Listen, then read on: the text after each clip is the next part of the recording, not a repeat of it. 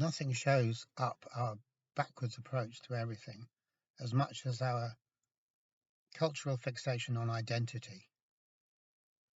We really are all about identity.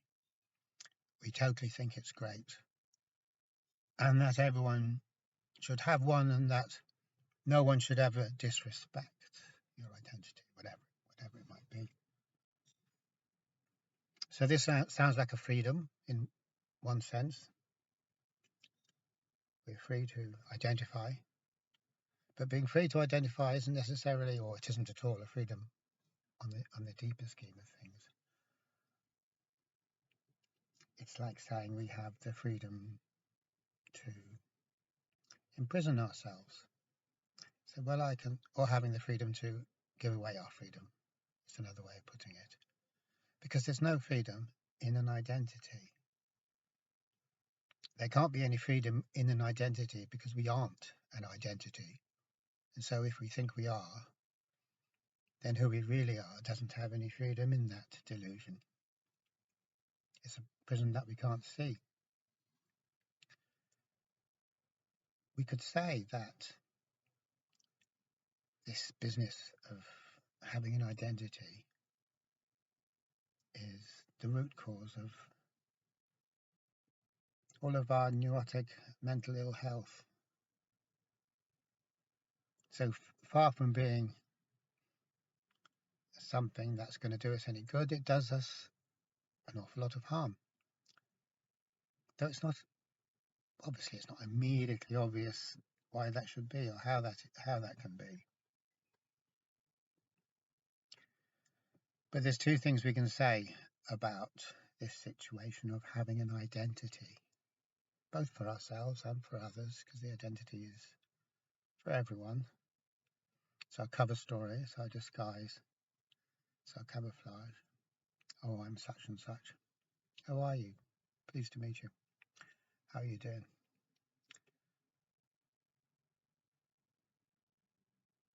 It's like the very brief Kevin Ayers song, when he rails against people, casually saying, "Oh, see you later." So, well, how can you see me later if you can't see me now? It's a very short kind of a song, maybe 40 seconds long or something. But that's it. We never see each other. We only see our identities. My identity sees your identity, and it's all about the identities, and the identities aren't who we are. So it becomes kind of farcical, really, when you look at it like this. Having an identity causes two things, or it involves two things. It involves us going against our true nature, and it also involves us in being superficial in all things. As long as I am acting out of my assumed identity, the only type of life I can ever have is a deeply superficial life.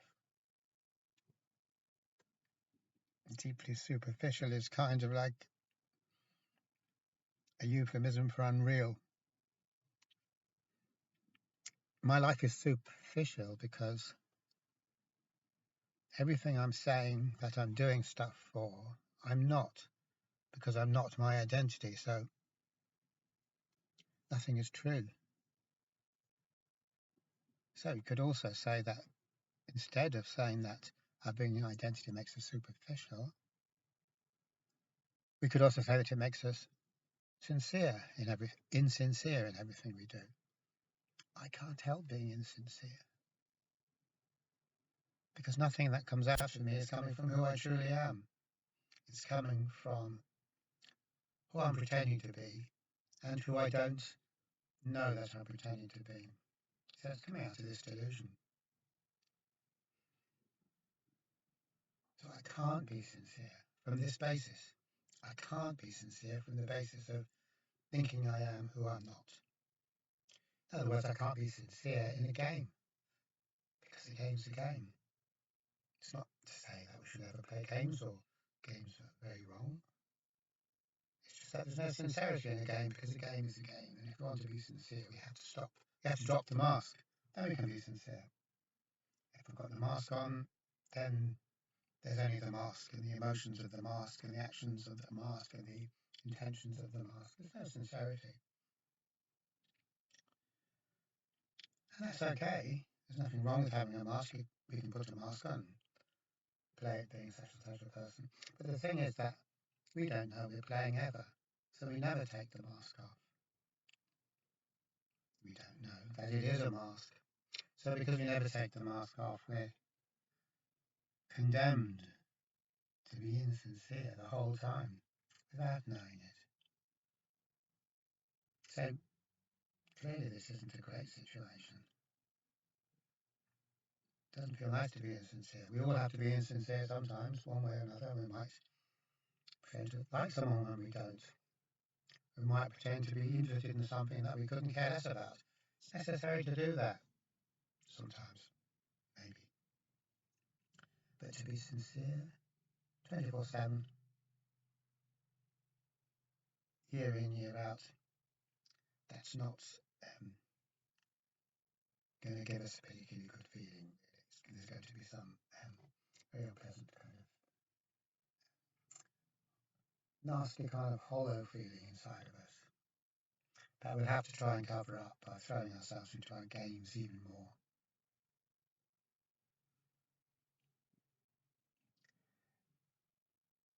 It's often said that society itself is anxiogenic, depressogenic, that society itself causes all our, or a lot of our neurotic mental health problems.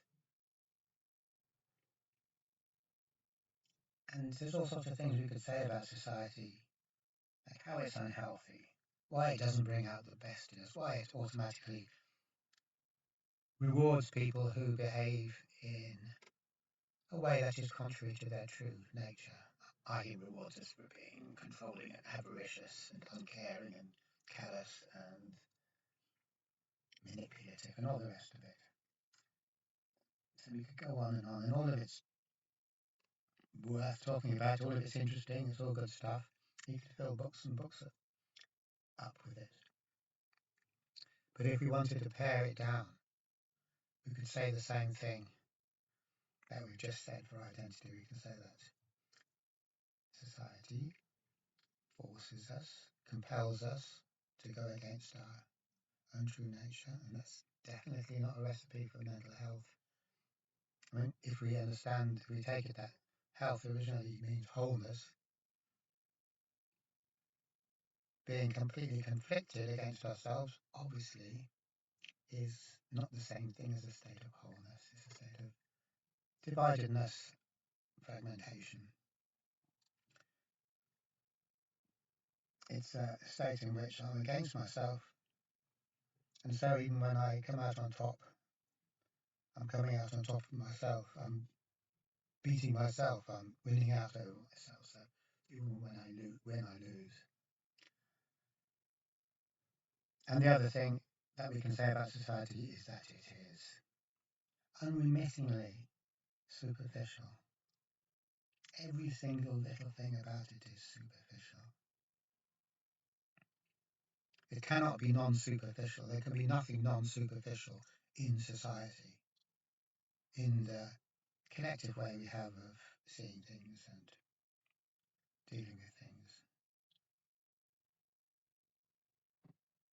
In order to experience life with a degree of profundity, or realness, if you want to call it that, we would have to be acting on the out of our true, unique, individual selves, not out of the identity we think we are in the game. We can actually, there's no problem in spotting the superficiality of the world we live in. We're bombarded with superficial messages non-stop, and it's all on the level of it's not really worthy of our attention. It's crap, basically. it's garbage, pure garbage. There's nothing. If we could sift through it, we'd find out that it's all garbage and we should just throw it away and have nothing to do with it. It's like eating junk food. Or spending all our time engaged in junk entertainment. And of course, junk entertainment and junk food is part of the overall rubbish culture that we live in. They're two important parts of it. And the only way to survive in a kind of superficial culture is to never dwell on anything long enough to see that it's superficial, but skip on to the next thing, which is exactly what we do. So we're skipping on to the next thing. That is an exact mirror of what we would do with social media, with say whatever it is, Facebook or TikTok. The stuff that's in it is only working as entertainment when we just look at it for a second and then quickly go on to the next and to the next and to the next. So what we have actually done is that we've replaced quality with quantity. Okay, so we don't have any quality left. The quality is, to say that the quality is dire is an overstatement. But quantity-wise, we've got an infinite amount of it. You can keep on scrolling forever if you want, if your finger doesn't get tired or if your finger doesn't drop out, or whatever it is.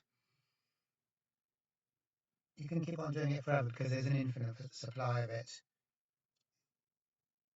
And so there is a substitution for quality going on. It's an effective substitution because we don't notice it, because once we're busy scrolling, we're kept busy, we're kept entertained, and we never really notice that it's all trash, it's all horrendously superficial.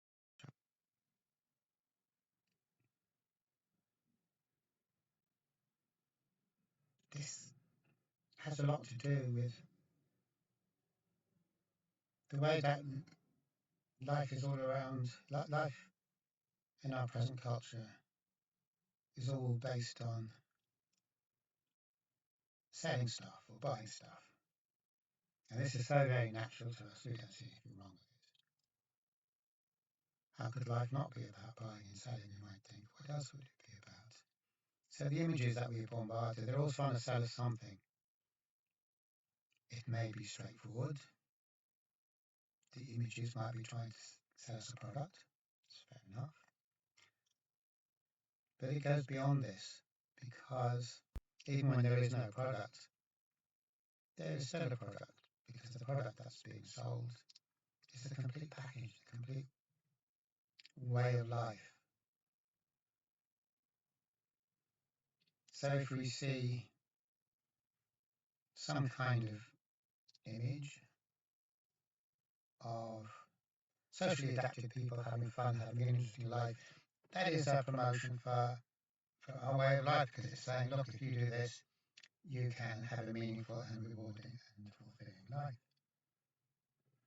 So when we look at all the images of everyone, regardless of whether they're selling something or not, they're selling themselves. And when we're acting off our own bat, maybe posting stuff on Instagram or whatever, we're selling ourselves. We're selling an image. And that makes it very, very superficial. There's no way an image can't be superficial, because that's what an image is. It's a superficial representation. Sometimes necessary to have superficial representations. I mean, that's what language is. It's a series of superficial representations which, in theory at least, stand for an actual reality, which is non-superficial, non-abstract. In theory, anyway. As Baudrillard says, that doesn't actually work out, because what happens is that the representations end up feeding on themselves, so as to create a closed circuit of where we have representations of representations and ideas about ideas and thoughts about thoughts, and it all chases itself around in a big circle, and It's never grounded in anything. So at that stage, you could say that, well, you could say that Baudrillard's hyper-reality is the realm of unremitting superficiality. What is more superficial than images? I mean, you can't really dwell on an image, because if you do, you see that it's an image and you see that it's empty, as Baudrillard also says somewhere. You just can't afford to do that.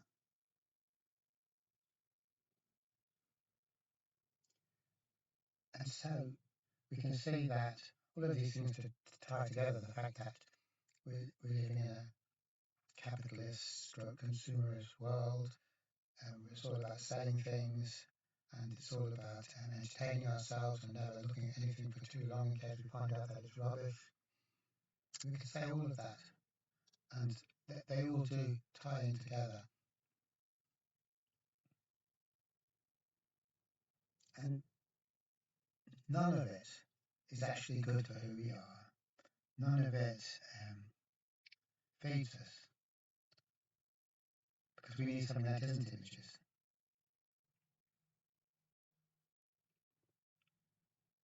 I think it is definitely true that not everyone would agree that society is entirely superficial, horrendously superficial. And the reason we don't is because we don't even have a concept of anything else anyway, so how would we know if it's superficial? We're running on something else, we're running on kind of excitement. So there's the excitement of thinking we're going to get something good, and then there's a negative excitement or negative anticipation of worrying that we're going to get something bad. And the constant jockeying to make sure we get the good outcome, which is superficial, and not the bad outcome, which is also superficial, keeps us so busy that substitutes for life, which is another type of thing entirely. And the same is true for winning. We might think that if we do get an outcome that we really, really want, whatever it is, that we'd be happy with that outcome. But of course, as you know, there's no being happy, because the glow only lasts for so long, and then we have to move on to the next thing. And the reason for that is that there's nothing we can purposefully obtain, or nothing we can buy, nothing we can wangle that isn't superficial. If we want something that's non-superficial, and it's not really a question of wanting, because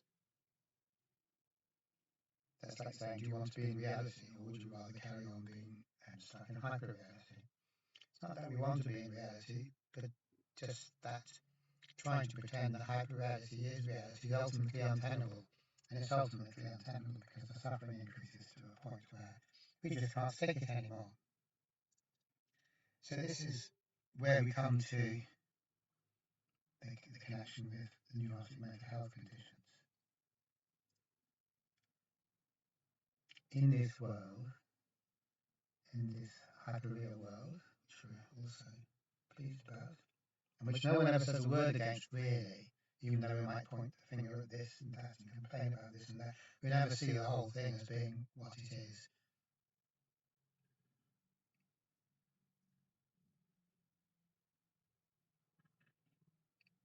Which is an untenable situation that, far from actually being something that we can never recognise or acknowledge as being untenable, we actually think it is the bee's knees and that it's got the answer to everything in it if we keep trying hard enough and searching hard enough.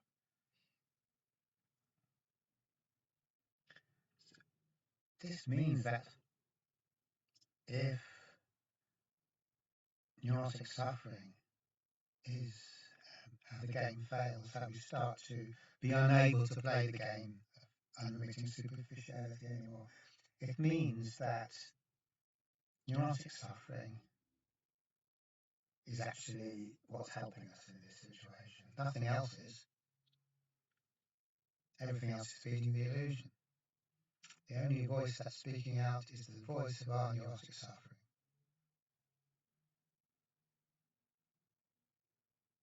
And it is no surprise that we're not doing very well in our current culture when it comes to mental health. We're not doing very well at all. We're very happy with ourselves and we're clapping ourselves on the shoulders and saying, oh yes, there's this and there's that, and we've got the latest this and the latest that and this therapy and that therapy.